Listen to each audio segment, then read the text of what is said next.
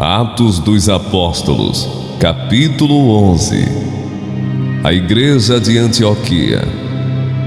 Os seguidores de Jesus foram espalhados pela perseguição que havia começado com a morte de Estevão. Alguns foram até a região da Fenícia, a ilha de Chipre e a cidade de Antioquia, e anunciavam a palavra de Deus somente aos judeus. Mas outros, que eram de Chipre e da cidade de Cirene, foram até Antioquia e falaram também aos não-judeus, anunciando a eles a boa notícia a respeito do Senhor Jesus. O poder do Senhor estava com eles, e muitas pessoas creram e se converteram ao Senhor. Essas notícias chegaram à igreja de Jerusalém, que resolveu mandar Barnabé para Antioquia. Quando chegou lá e viu como Deus tinha abençoado aquela gente, Barnabé ficou muito alegre e animou todos a continuarem fiéis ao Senhor de todo o coração. Barnabé era um homem bom, cheio do Espírito Santo e de fé, e muitos se converteram ao Senhor.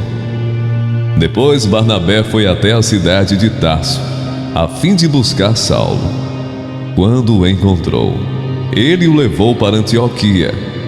Eles se reuniram durante um ano com a gente daquela igreja e ensinaram muitas pessoas. Foi em Antioquia que pela primeira vez os seguidores de Jesus foram chamados de cristãos. Naquele tempo, alguns profetas foram de Jerusalém para Antioquia. Um deles, chamado Ágabo, levantou-se pelo poder do Espírito Santo, anunciou: haverá uma grande falta de alimentos no mundo inteiro.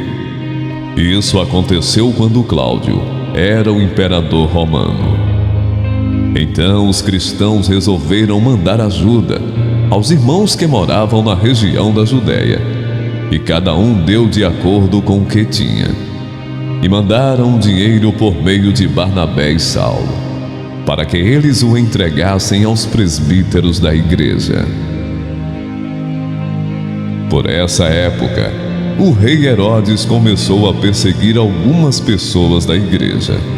Ele mandou matar à espada Tiago, o irmão de João. Quando viu que isso agradou os judeus, mandou também prender Pedro. Isso aconteceu durante a festa dos pães sem fermento. Depois que prendeu Pedro, Herodes o colocou na cadeia e pôs 4 grupos de soldados, com 4 em cada grupo, para guardá-lo. É que Herodes queria apresentá-lo ao povo depois do dia da Páscoa. E assim Pedro estava preso e era vigiado pelos guardas. Mas a igreja continuava a orar com fervor por ele. Na noite antes do dia em que Herodes ia apresentá-lo ao povo, Pedro estava dormindo, preso com 2 correntes, entre 2 soldados, e havia guardas de vigia no portão da cadeia. De repente, apareceu um anjo do Senhor, e uma luz brilhou dentro da cela.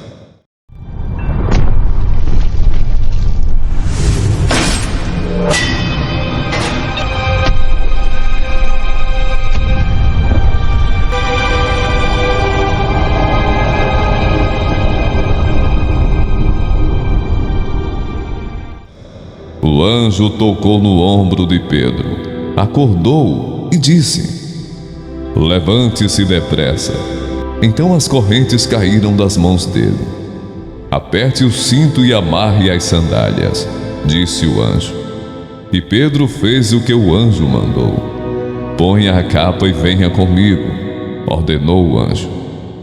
Pedro saiu da cadeia e foi seguindo o anjo, porém não sabia se de fato o anjo o estava libertando. Ele pensava que aquilo era uma ilusão.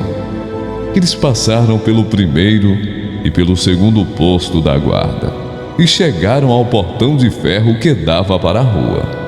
O portão se abriu sozinho e eles saíram.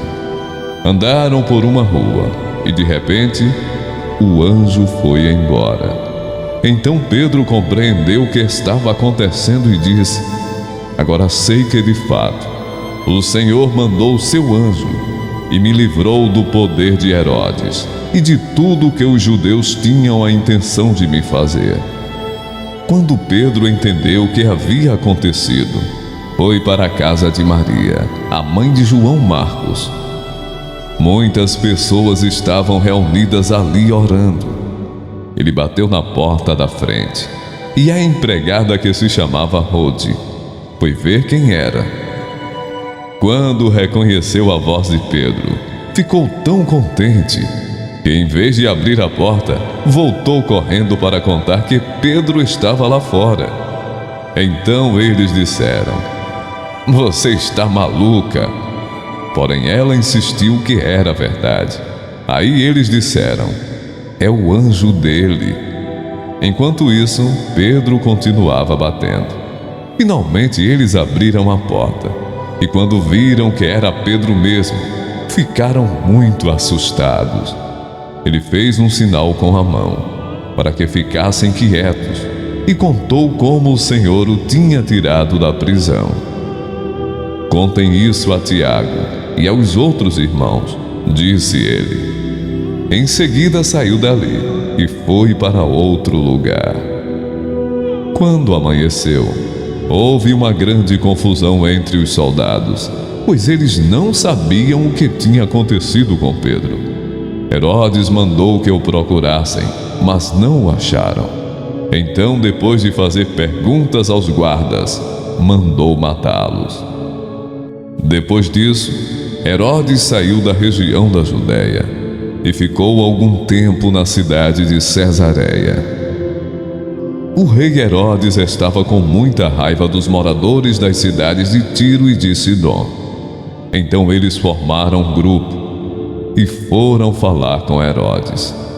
Primeiro conseguiram o apoio de Blasto, que era um alto funcionário do palácio. Aí pediram ao rei Herodes que fizesse as pazes com eles, pois os alimentos que a região deles recebia vinham do país do rei. Herodes marcou um dia com eles, e nesse dia vestiu a sua roupa de rei, sentou-se no trono e começou a fazer um discurso. E o povo gritava: é um Deus e não um homem que está falando. No mesmo instante, um anjo do Senhor feriu Herodes, pois ele aceitou a honra que só Deus merece, e ele morreu, comido por vermes. Porém, a palavra de Deus era anunciada em toda parte e ia se espalhando. Barnabé e Saulo terminaram o seu trabalho e voltaram de Jerusalém, trazendo João Marcos consigo.